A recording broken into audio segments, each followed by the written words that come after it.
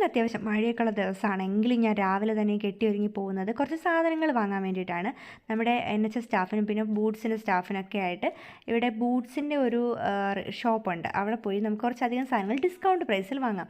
ഞാൻ ഭയങ്കര ഫാസ്റ്റിലാണ് പോയിക്കൊണ്ടിരിക്കുന്നത്. കണ്ടാത്തൊന്നും ഞാനാണ് രാവിലെ ഇവിടെ ആദ്യം വന്നതെന്ന്.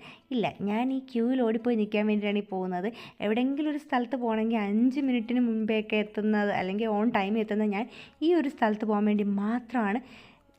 പറയുന്ന സമയത്തെക്കാട്ടി 2 മണിക്കൂർ നേരത്തെ വരുന്നത്. അതിനുള്ള റീസൺ ഈ ലോങ് ക്യൂ തന്നെയാണ്.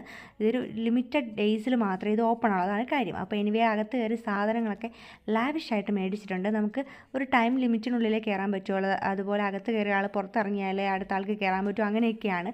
ഞാൻ മാത്രമല്ല, എൻ്റെ കൂടെ ഫ്രണ്ട്സ് ഉണ്ട്. പക്ഷേ നമ്മളെല്ലാവരും നമുക്ക് കിട്ടിയ സ്ലോട്ട് അനുസരിച്ച് കയറിപ്പോയിട്ട് അപ്പോൾ ഞാൻ കുറേ സാധനമൊക്കെ മേടിച്ചിട്ട് വരികയാണ്. ഇതുവരെ ക്യൂ കഴിഞ്ഞിട്ടില്ല.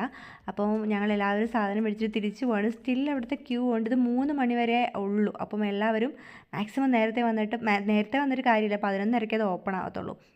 അപ്പോൾ അതൊക്കെ കഴിഞ്ഞ് നമുക്ക് നല്ല വിശപ്പായി.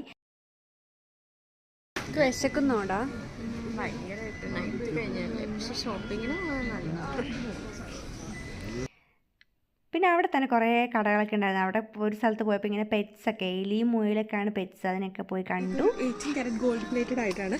നല്ല ഭംഗിയുണ്ടാവും ഇത് കയ്യിലിട്ട് കഴിഞ്ഞിട്ടുണ്ടെങ്കിൽ. ഇത് കണ്ടോ, ഇതിൻ്റെ ചെറിയ ഭയങ്കര ഡീറ്റെയിൽ ആയിട്ടുള്ള വർക്കാണ് കേട്ടോ. ഇത് ഗോൾഡ് പ്ലേറ്റഡ് ആയതുകൊണ്ട് പെട്ടെന്ന് ചീത്തയാവുന്നില്ല. ഒത്തിരി കാലം നമുക്ക് യൂസ് ചെയ്യാൻ പറ്റും. നല്ല ഒരു സാധനമാണ്. നിങ്ങൾക്ക് വേറെ എവിടെയും ഈ വിലയിൽ ഈ സാധനം കിട്ടില്ല. ഇത് നോക്കി, ഇത് യുണീക്കാണ്.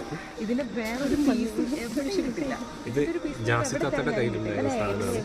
3 ലക്ഷം ഒന്നുമില്ല, 20 പൗണ്ട്. ഇതിന്റെ സ്ട്രീറ്റ് ഷോപ്പിംഗാ.